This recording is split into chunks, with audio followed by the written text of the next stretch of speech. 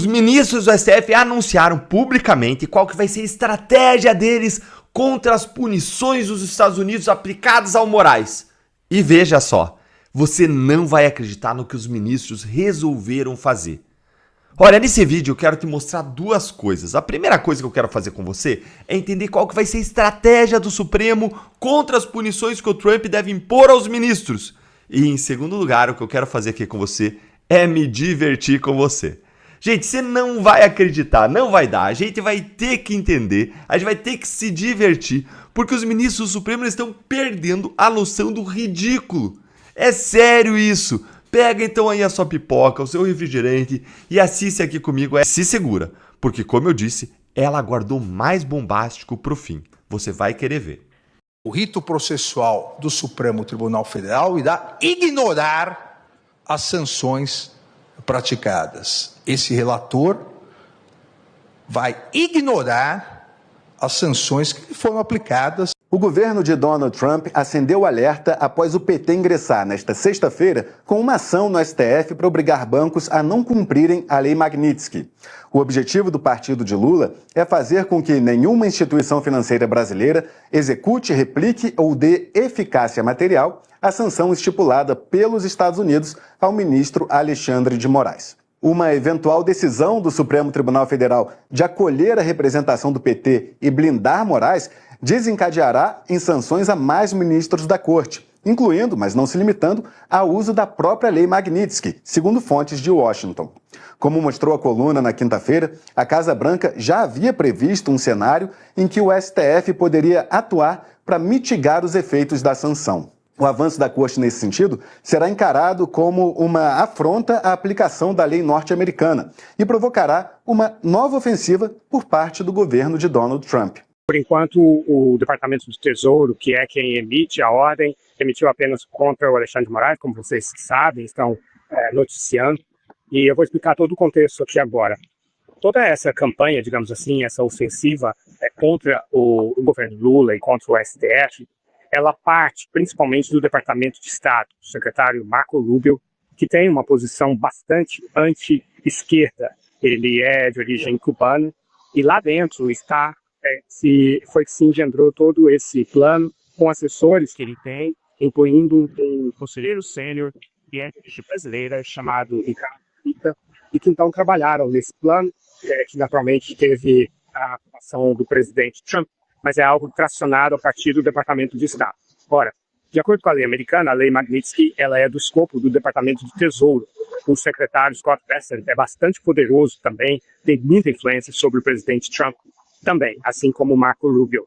E pode ser que tenha havido uma filtragem no Departamento de Tesouro, mas a minha informação, a minha apuração é de que a lei Magnitsky será aplicada contra todos os ministros do STF que tenham tido envolvimento, que tenham aprovado os andamentos, os passos que foram dados na investigação contra o ex-presidente Jair Bolsonaro e também contra as redes sociais, aquelas sanções, aquelas ordens de retirada de conteúdos das redes sociais. Ministros do STF acionaram Rodrigo Maia para tentar contornar a sanção imposta pelo governo de Donald Trump a Alexandre de Moraes por meio da Lei Magnitsky. Ex-presidente da Câmara dos Deputados, Maia atualmente preside a Confederação Nacional das Instituições Financeiras, CNF. A coluna apurou que o Supremo Tribunal Federal busca fazer com que bancos que atuam no Brasil não imponham restrições a Moraes, mas sem que seja necessário que a própria Corte profira decisão judicial nesse sentido. A atuação de bastidor é a primeira opção de magistrados do STF, de modo a evitar os holofotes que um julgamento sobre o caso atrairia, o que poderia desdobrar em sanções dos Estados Unidos a mais integrantes do Supremo. Isso porque a Casa Branca pretende aplicar punições a ministros da Corte que atuem para reduzir os efeitos da Lei Magnitsky sobre Alexandre de Moraes. Nesta sexta-feira, o líder do PT na Câmara dos Deputados, Lindenberg Farias, protocolou uma ação cautelar no STF para impedir que bancos que operem no Brasil apliquem, direta ou indiretamente, sanções impostas a Moraes. A expectativa agora é que a representação do PT só seja julgada caso as articulações do STF com Rodrigo Maia não surtam o efeito desejado pelos magistrados. Eu queria chamar a atenção o tom muito acima do padrão que você imagina de ministro do Supremo. O Eduardo Bolsonaro, ele foi chamado de entreguista, traidor, lesa-pátria, participante de organização criminosa miliciana, covarde e traidor. São adjetivos que você até encontra nas brigas políticas, no Congresso, o deputado falando, mas um ministro do Supremo, sendo que nesse caso nós estamos falando do presidente do Supremo, do decano e do ministro relator do processo, mostra o tom como esses três envolvidos, principais envolvidos, estão tratando o Eduardo Bolsonaro e como o Eduardo Bolsonaro fatalmente será, sim, alvo de um processo de coerção desse julgamento. A ideia inicial do Palácio do Planalto era também, além de todos os ministros do Supremo, juntar os presidentes da Câmara e do Senado. Isso não aconteceu. 5 ministros do Supremo não foram e os chefes de Câmara e Senado também não foram. Eu colhi a impressão de algumas pessoas de que havia um incômodo com o formato do jantar. Quer dizer, fazer um jantar. Muitas vezes, essa proximidade entre os poderes, essa celebração entre os poderes é criticada. Era muito importante haver a demonstração de solidariedade, mas houve críticas e até um temor de que um jantar poderia mostrar que o governo tem como fazer pressão sobre o Supremo. Então, isso também foi visto como se fosse um encontro mais formal. Se o Executivo ou o Lula fosse ao Supremo, talvez fosse um formato que agregasse mais pessoas a esse desagravo. Foi um jantar de desagravo.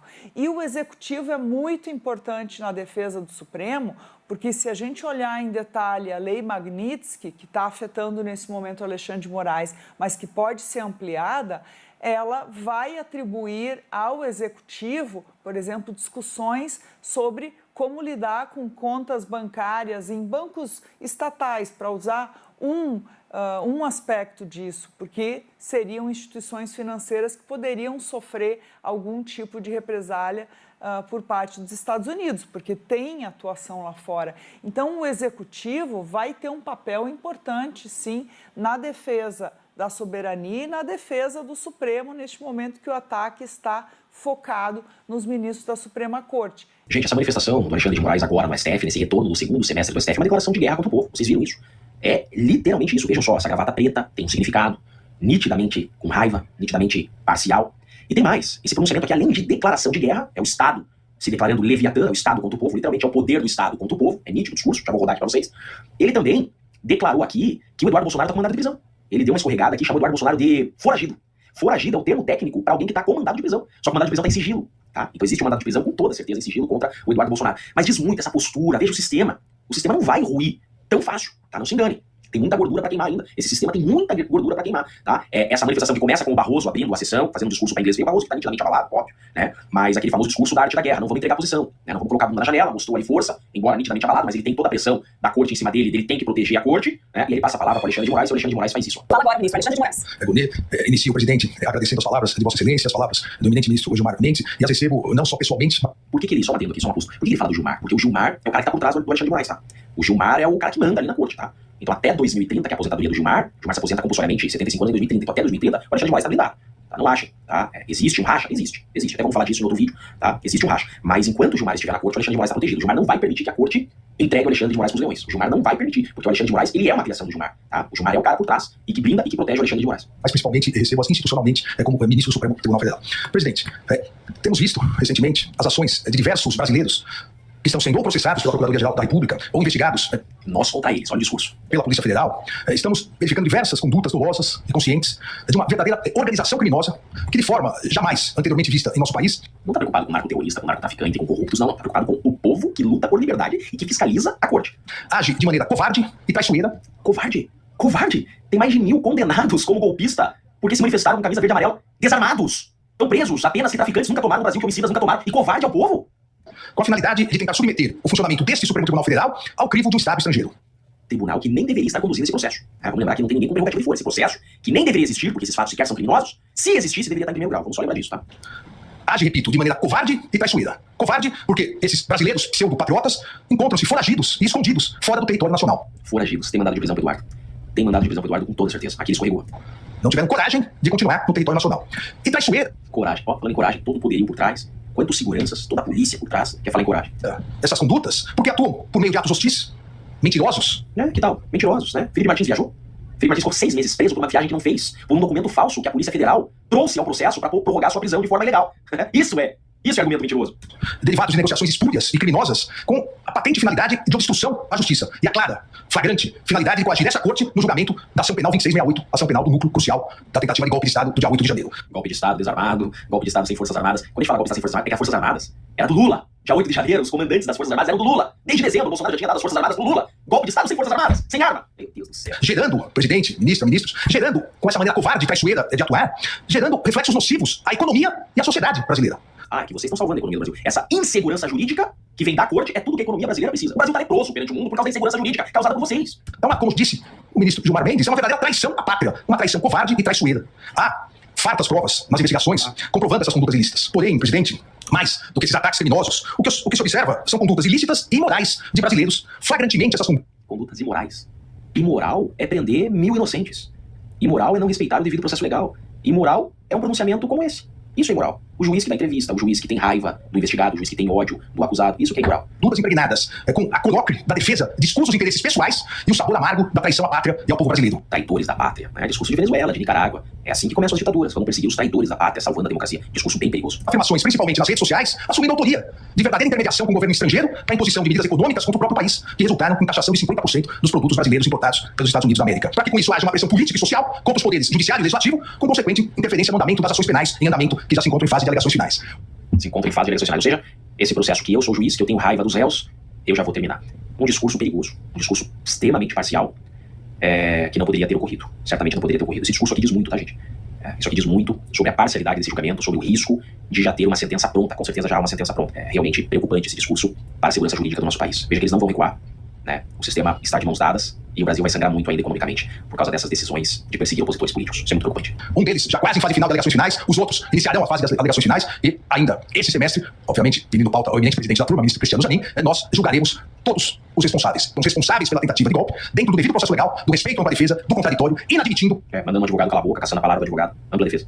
Inadmitindo qualquer ingerência interna ou externa na independência do Poder Judiciário, com serenidade, competência e coragem. Obrigado, presidente. Vocês viram isso, né? Esse é o processo, que ainda chamam de devido processo legal. Um jogo de cartas marcadas, uma fala que diz muito, tá? E não se vê um ministro da Suprema Corte em nenhum país democrático se pronunciando dessa forma. Com toda certeza, os Estados Unidos nunca viveu isso, e dificilmente viverá. Agora, Nicarágua, Venezuela, se vê condutas como essa. Mas olha, sinceramente, deputado, o semblante do Luiz Roberto Barroso é de alguém cansado, derrotado. O do Alexandre de Moraes também é um semblante de quem tem tido noites mal dormidas.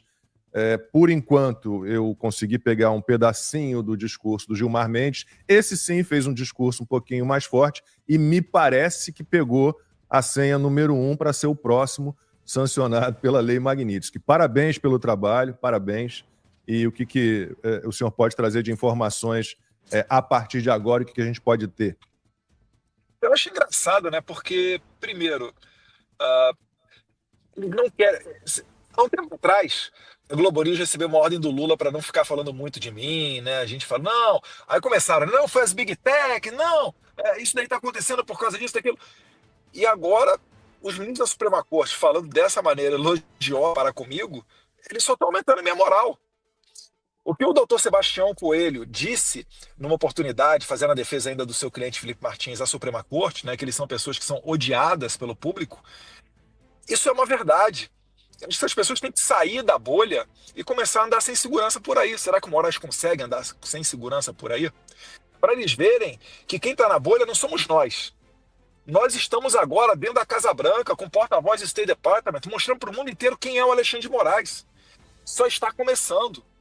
Então, Moraes, né, eu vi essas notícias também falando hoje que ele está perdendo os cartões de crédito. É importante dizer, não são apenas os cartões de crédito internacionais.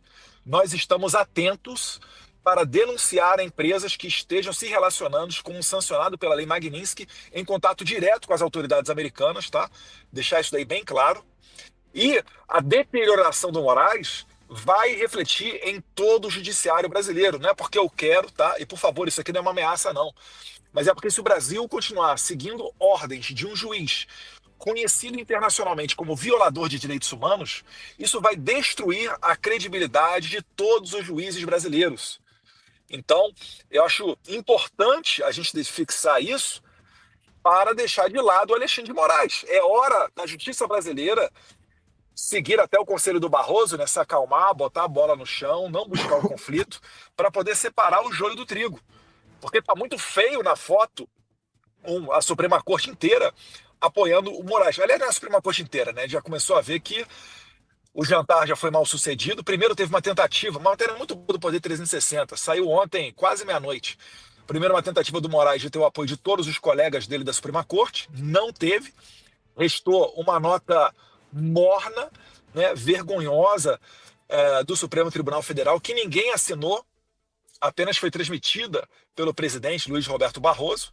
O que difere muito, né, gente? Vamos lembrar, derrotamos o bolsonarismo para não queremos o conflito. Parece que a mágica está acontecendo. E a mágica continua hoje com o retorno das contas do Rodrigo Constantino. Parabéns, Rodrigo Constantino. Resistiu bem mesmo durante o tratamento de câncer. Parabéns ao Grigoletti, Emerson Grigoletti. Acho que vai estar com vocês aqui daqui a pouco, né? Advogado da causa. Então, é o que o professor Alan falava. Não parar, não precipitar, não retroceder. Quem resistir mais vai vencer essa luta. Eu sei que eles podem fazer maldade com meu pai. Eu vi matéria da Veja falando que a ação do Eduardo pode acelerar o processo do Jair. Falei, gente, qual é a diferença entre você ser condenado semana que vem e daqui a 2 ou 3 semanas? Qual é a diferença você ser condenado a 40 anos de cadeia e a 400 anos? E aí, STF? O que vai acontecer? Vocês vão jogar meu pai num calabouço imundo aí, torcendo pela morte dele, ou talvez até encomendando a morte dele. Bolsonaro vai morrer, vamos dizer. E aí, STF? Como é que vai ficar a vida de vocês aqui na Terra? Eu vou te falar. Estão começando a ser feitas as tratativas para levar essas sanções à União Europeia. E aí, até onde que a gente vai com isso tudo? Eu não quero dobrar essa aposta, entendam bem. Eu não sou um moleque que está ameaçando. Eu sou a pessoa que está há muito tempo, desde a tribuna da Câmara dos Deputados, falando, vai dar merda. Vocês preferem ouvir uma mãe falando que não vai acontecer nada? O que eu posso fazer? Não posso me responsabilizar por isso. Então, agora que chegou o momento, eu não quero que seja o cenário de terra arrasada. Mas é preciso que a Suprema Corte entenda o seguinte, não existe cenário de vitória para a perseguição. Ou será perseguição com terra arrasada, e aí a gente mergulha no padrão Venezuela, ou os senhores vão, né, voltar para suas atribuições originais de guardiões da Constituição, permitindo que o Congresso trabalhe, e se assim for, naturalmente será aprovada uma anistia, que eu acho que é o melhor caminho, e assim as pessoas vão ser preservadas. Eu acho que a gente está chegando nesse momento.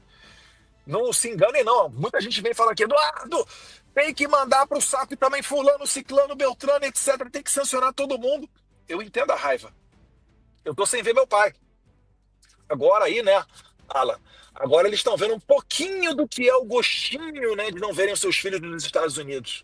Mas eles ainda podem se encontrar com seus filhos em outros países.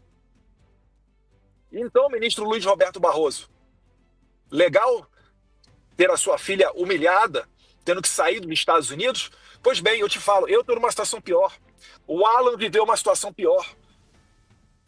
Precisava a gente chegar nesse momento disso daí acontecer? Falo isso aqui com dor no coração, sabe, gente? Mas devolvo a palavra a vocês aí. Eduardo, e a gente vê isso, né? Muita hipocrisia da parte deles se colocarem como vítimas, quando eles fizeram coisas muito piores com pessoas que não cometeram nenhum crime, nenhuma ilegalidade, nenhuma irregularidade, e hoje são colocados como se fossem grandes criminosos a ponto de que vão destruir a República, né? Então, a hipocrisia deles, na hora que eles falam agora, né? O Alexandre de Moraes teve um pronunciamento, daqui a pouco a gente vai mostrar um trecho aqui no Conversa, né? Que ele se coloca como vítima, e os familiares, e a sua esposa acabou de ter as contas canceladas. Será que ele já esqueceu? E ela não está sendo investigada, ela não está sendo denunciada, né? Na verdade, nem você tem denúncia ainda, né? Então, é tanto absurdo E agora eles vêm com a cara mais lavada do mundo se colocar como vítima. Exato, exato. Mas eu vi a Eliane Cantanhede, né, uma dessas pessoas brilhantes do jornalismo que tem acesso direto à Suprema Corte, bebem da fonte, falando: meu Deus, que absurdo! Uma filha de ministro, passa o visto americano de um ministro, que absurdo! Que absurdo o quê, Eliane Cantanhede? A senhora Iraci Nagashi, 73 anos de idade, está condenada a 14 anos de cadeia. Isso não é absurdo para vocês? A senhora da Gilza foi presa sob o argumento de risco de fuga, deficiente física. Poxa, não é possível que só eu esteja enxergando isso, não é possível que só a gente esteja enxergando isso, não é possível que só a Casa Branca esteja enxergando isso. Então, o que eu quero é o seguinte: eu quero é acabar com a injustiça. O meu trabalho aqui é focado 100% tendo o povo brasileiro como prioridade. E depois vem todas as outras questões, me desculpem, né, mas a questão comercial não pode ser prioridade acima das liberdades. E a gente está tentando salvar o país de virar uma Venezuela de verdade. Porque se esse regime se consolida, eu vou virar despachante de brasileiro vindo aqui para os Estados Unidos, porque não vai mais acreditar no nosso país. Eu não quero que chegue a esse momento. E o Marco Rubio, junto a outras autoridades americanas, né, teve o secretário lá de Tesouro também, o Bressett, agora o porta-voz do State Department, o Landau, que é o deputy do Marco Rubio, né, o Darren Betsy, lá do State Department, que é o cara que faz boa parte das sessões Magnitsky, né, que escreve, faz os relatórios. Alguns deles falaram, né, nominalmente: o presidente Trump não permitirá que nasça uma nova Venezuela durante o mandato dele. Quando ele fala no nome do Jair Bolsonaro, ele estava mandando um recado claro. E demorou tempo para os brasileiros perceberem isso. Tinha gente botando a cabeça embaixo da terra. Não, vamos tratar das questões comerciais, vamos fazer uma comitiva de senadores pluripartidária. E a gente aqui falando: não vai adiantar. Até um ponto que a própria Globo News tem dito, né? Não, que o Eduardo e o Paulo Figueiredo têm dito, tudo tem acontecido. Eu falei: meu Deus do céu, glória a Deus. Podem acompanhar a timeline também, tá? Muito daquilo que vai ser dito aqui é o que vai acontecer. Mas enfim, desculpa aqui o tom de desabafo, mas é que o jogo tá virando, a mágica tá acontecendo, e eu não quero queimar a floresta inteira. Se for necessário, a gente vai fazer para isso, a gente vai trabalhar para isso. Mas eu não quero que a gente chegue a essa situação. Então, vamos retornar lá para a cartinha do Temer e vamos cumprir, né, com o acordo que foi ventilado na imprensa, verdade ou não, não sei, mas é o justo, de acabar com esses inquéritos. Vamos acabar com o inquérito da fake news? 6 anos. Acho que já deu. 6 anos de inquérito. Vamos retornar a possibilidade de uma conta bancária para minha esposa? Quem sabe até a gente trabalha aqui, eu já dou a dica, né? A gente não trabalha com base de dinheiro, tá? Não adianta você contratar escritório de parente de autoridade americana para reverter a lei Magnitsky ou os vistos.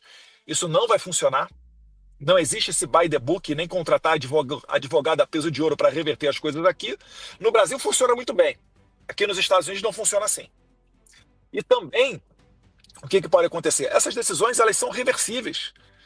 A lei Magnitsky nem tanto, a gente sabe, né? Porque a Alexandre de Moraes já foi para a lei Magnitsky e eu não vejo volta, né? Mas, para os vistos, pode ocorrer volta. E aí eu coloco o meu serviço à disposição para reverter essa questão dos vistos destes sancionados. Olha o que eu estou falando. Eu vou tomar pancada no meu público. Mas, sob a condição, e eu acho que o meu trabalho do Paulo Figueiredo tem sido muito mais efetivo do que o do Itamaraty, que não consegue nem chegar no State Department, com a condição de que a gente retorne a uma normalidade. O Congresso aprovando a anistia, vocês parando de abrir inquérito para perseguir os outros, parando de dar respaldo a Alexandre de Moraes, parando de congelar a conta bancária de todo mundo. Teve gente que deu R$600 para ônibus ir para Brasília, tem casa na Flórida, não pode visitar a casa porque teve o passaporte apreendido pelo Moraes. E aí agora vocês estão reclamando, né, que quando vocês perdem um visto americano, eu estava achando que a brincadeira era legal. Eu estava achando que a brincadeira para os dois lados ia ser interessante. Não era esse o jogo, não? Ficar brincando de tomar a possibilidade dos outros irem para o exterior? Então, muita calma nessa hora, bola no meio de campo e vamos tentar resgatar a normalidade do nosso país. Alexandre de Moraes. E agora uns vídeos seus no plenário do STF, o pessoal me mandou. Você tá nervoso, rapaz. Tá descontrolado. Tá babando. Não tá acostumado a apanhar. Passou tantos anos batendo e agora não sabe apanhar. Calma. A confusão tá só começando do lado de cá. Fica tranquilo. Ainda tem muita conta para ser bloqueada. Fica tranquilo que ainda falta muito. Mas você não pode se descontrolar, sair mandando o dedo do meio para as pessoas. Tá aí com a cara inchada, tá gordo. Cadê aquele cara forte, aquele cara com testosterona, aquele cara rei da estratégia, fazendo um monte de atrapalhada? Rapaz, você vai ficar radioativo. Ninguém vai ficar do seu lado. Agora, deixa eu só esclarecer algumas coisas aqui, rapidamente. Em primeiro lugar, miliciano é aquele que se junta com bandido. Eu nunca fui advogado de PCC, nunca tive ligação com bandido, não. Você está chamando de bandido agora quem? O presidente dos Estados Unidos? Donald Trump? O secretário Bessent? O secretário Lutnick? O secretário Rubio? Esses são os bandidos? Eduardo e eu estamos nos associando com bandidos do governo da democracia mais antiga do mundo? Falando nesse assunto, você está falando um pouco sobre o negócio de traição da pátria, né? Deixa eu te perguntar uma coisa. Foi traição da pátria quando você foi aqui chupar o saco do pessoal do governo Biden, que arrumou dinheiro via USAID para todas as suas iniciativas de combate à desinformação? Ali foi traição da pátria quando se associou a um governo estrangeiro para censurar a tua própria população? Eu queria saber, quando vocês foram pedir para o governo Biden socorrer vocês no TSE, ali foi traição da pátria? Responde aí pra gente, olha aqui na lente da verdade, como dizia o Clodovil. Vamos fazer o seguinte, espera aí, tem muito mais coisa vindo. Fica tranquilo. O futuro do Brasil é brilhante. Ninguém está preocupado com o seu processo do STF. A gente tem certeza que o STF vai seguir o curso dos seus processos. A gente quer que o resto das instituições do Brasil reajam. A gente quer que o Brasil reaja, que o povo reaja. E a gente está dando esperança às pessoas, fazendo um pouquinho de justiça. E não diz que eu estou ameaçando seus familiares ou familiares de ninguém, não. Quem faz ameaça familiar é você. Tá em vídeo você fazendo ameaça a familiar do Mauro Cid. Tá em vídeo você fazendo ameaça. Ninguém, não preciso perguntar para ninguém, não. Ou você acha que eu não lembro de você mandando a Polícia Federal na casa do pai do Hugo Mota? Você acha que a gente não sabe? Quem mandou bloquear as contas da Heloísa Bolsonaro foi você. Quem foi atrás da família do Oswaldo Eustáquio foi você. Quem gosta de ir atrás familiar, bandido, é você. Não sou da tua laia, não. Não me confunda com a tua laia. O que vai acontecer com os familiares, e já está acontecendo com os familiares que perderam visto, é o que está na lei. Aqui nos Estados Unidos, vale a lei. Lê lá a lei Magnitsky, que você vai ver que os familiares que têm relações financeiras vão sofrer as consequências. Você só começou a sentir. Não pensa que vai ficar baratinho com só bloqueio de transação em dólar, não, porque a gente vai até o final para garantir que a lei completa valha para você e para todos os seus comparsas. É bom que eles acordem antes que seja tarde demais. Isso não é ameaça, não. Isso é o cumprimento da lei. E deixa eu te falar, eu estou num país onde a lei vale, e a primeira emenda da Constituição americana me garante o direito de peticionar o governo da jurisdição na qual eu me encontro. Você fica tranquilo que essas decisões tuas aí de inquérito, não sei o que, decisão, eu nem leio, nem sei desse tipo de coisa. Quando você mandar uma carta rogatória, de repente eu paro para ler. De repente eu paro para ler. Porque até lá você vai decidir um monte de coisa. A Interpol já vai parar daqui a pouquinho, e isso está em curso, de aceitar os seus mandados. Nenhum país vai aceitar a extradição feita por juiz sancionado. Só vai acabar até liberando a Zambélia lá na Itália.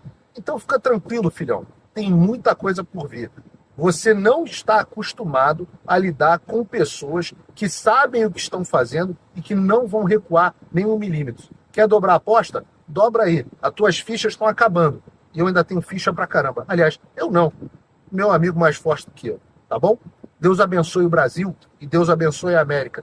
E o povo vai te dar o verdadeiro dedo do meio no domingo. Alguém mandava para vocês, não eram vocês que buscavam. Alguém mandava isso e falava, ó, Verifica se isso é desinformação. Desculpa te perguntar, mas a nossa audiência quer entender um pouco como era o cronograma dessa verificação de desinformação.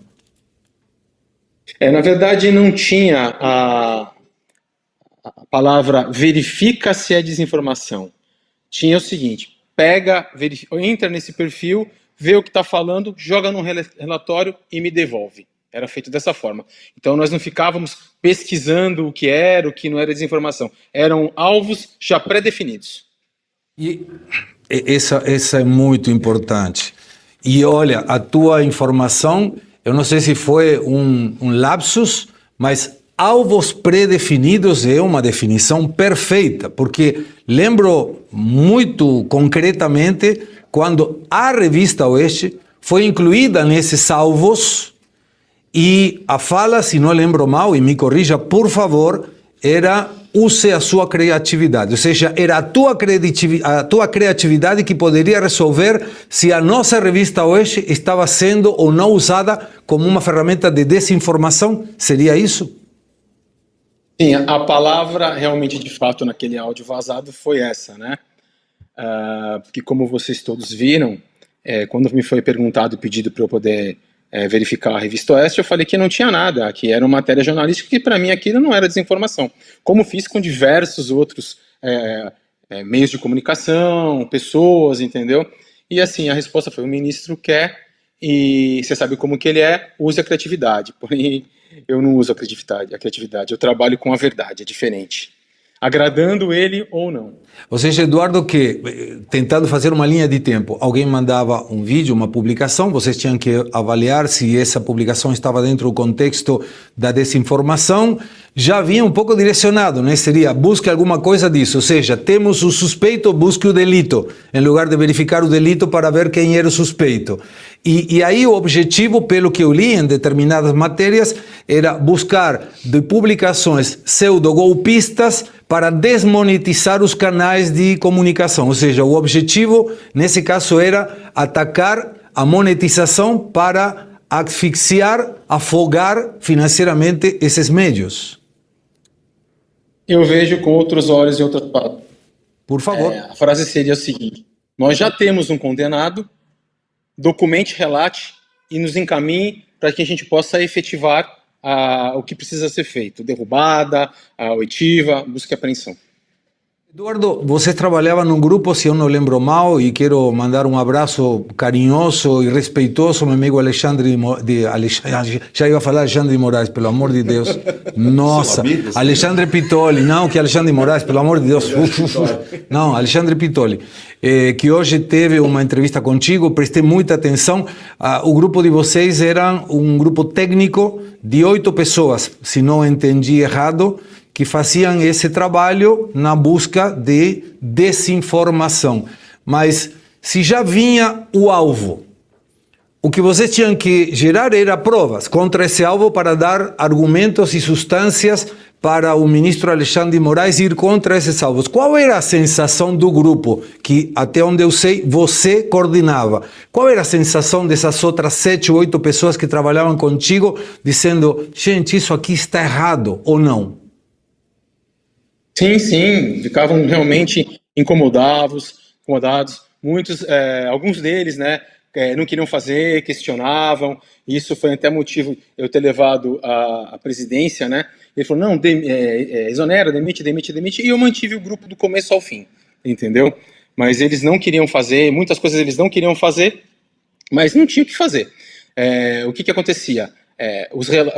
Vinha o alvo, né, ia nas redes sociais desse alvo e simplesmente a nossa área fazia a leitura do que estava aquilo, né? Fazia o recorte, imagina, João Batista, a foto dele, o perfil dele, o vídeo que ele publicou e os comentários. Só fazia um recorte ali, jogava no relatório, colocava o URL, assinava e mandava. Então, dentro da assessoria especial de enfrentamento à desinformação, não teve, entre aspas, nada de errado, justamente porque o trabalho foi feito muito limpo, transparente e justo. O que estava ali, o que era verdade, e o que não era verdade não era colocado. Porém, o que acontecia muito, e sempre na verdade, era um direcionamento do alvo. Quem era, entendeu? Não vinha de esquerda, só vinha de direita. A perseguição foi totalmente feita à direita, como eu já falei anteriormente, na minha primeira entrevista, à Revista Oeste. Você lembra especificamente, Eduardo, e te agradeço que você me deu a deixa para te perguntar, essa metodologia de uso e a criatividade tinha um claro manifesto contra a Revista Oeste e tinham que buscar na tua função com os teus auxiliares alguma coisa contra a Revista Oeste. Poderia nos dar um contexto de como foi essa perseguição contra a nossa revista? Eu não lembro detalhadamente o que era, porque já há muito tempo já se passou, né? E muitas coisas aconteceram, foram muitos fatos, mas eu posso dar um exemplo, mais ou menos, talvez não seja um exemplo real, mas de como seria, né? A Revista Oeste falou que o artigo 142 é golpe e está motivando o pessoal a ir para as ruas protestar. Beleza, já vinha o e-mail, não minto, já vinha o WhatsApp. Olha o que eles publicaram, faça um relatório para encaminhar para o ministro. Então, o que a gente pegava? Ia lá, abria o site da Revista Oeste, justamente, às vezes já vinha com o próprio link, né? Aí abria o site, o perfil, e o que estava ali a gente colocava no documento com a URL, assinava e devolvia para ele. Era feito dessa forma. Então, exemplo, se tinha a garrafa azul, a gente não ia colocar a garrafa amarela, era a garrafa azul. Tinha a garrafa azul, preta e vermelha, a gente colocava a garrafa azul, preta e vermelha. A tal da criatividade de colocar um copo d'água ou de colocar um balde, isso não existia. Às vezes ali foi um pouco de força de expressão, que era para eu trabalhar um pouco mais. Mas assim, aquilo mostra que alguma coisa não estava correta. Voltando ao assunto, porque a gente estava na questão do tema da digestão por parte do Brasil, e dizer por que é importante nesse momento deixar o Brasil digerir a Lei Magnitsky, porque é a primeira vez na história do Brasil que esse tipo de coisa acontece. Então a gente tem jornalista, político, ministro do Supremo Tribunal Federal, bancos, os departamentos de compliance, ninguém sabe lidar ainda com a ideia, a mídia, ninguém sabe lidar ainda, ninguém tem ideia do que fazer sobre Lei Magnitsky, alguém entrando na lista STN da OFAC. Não é à toa que nós temos a Miriam Leitoa, no Globo, dizendo que a sanção não tem efeito, que o Alexandre não tem bem em contas nos Estados Unidos. Aí vai a CNN e publica a mesma coisa. O UOL copia a manchete e publica também. Esses caras não fazem ideia do que aconteceu ontem, mas não é só eles. A elite empresarial não tem também ideia. E por isso, antes das sanções Magnitsky, uma série de bancos já estavam buscando escritórios de advocacia americanos para entender quais seriam as repercussões. Agora que saiu, os departamentos jurídicos desses bancos já estão mandando bloquear primeiro as transações em dólar para o Alexandre, enquanto eles não sabem o que fazer, se vão bloquear só isso ou tudo. E essa é a confusão. Nenhum deles sabe ao certo o que fazer. E está tudo certo. A gente precisa ter um pouquinho de paciência. Tem bastante tempo que eu estou estudando a Lei Magnitsky e que eu estou conversando com pessoas do Departamento de Tesouro e estou entendendo como é que é a sua aplicação, estudando os casos nos outros países, e eu digo com tranquilidade. Fiquem tranquilos. Sem ansiedade. No Brasil não vai ser diferente. Só que as pessoas precisam de tempo para entender a noção do tamanho da bomba que o Trump soltou no Alexandre.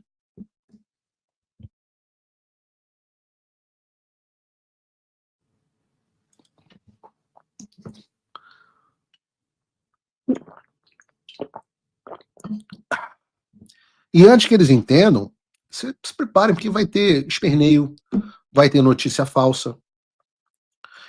Tá tudo certo.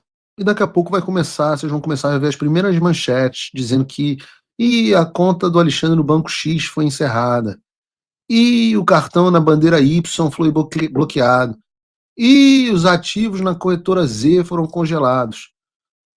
Vai se realizar, fiquem tranquilos em relação a isso. É uma questão de tempo até que os bancos e os setores de compliance entendam a lei. Tem que ter paciência. E tem que ter prazer, porque vai ser gostoso. Vai ser gostoso. Eu digo para vocês, tem que aproveitar as preliminares, rapaz.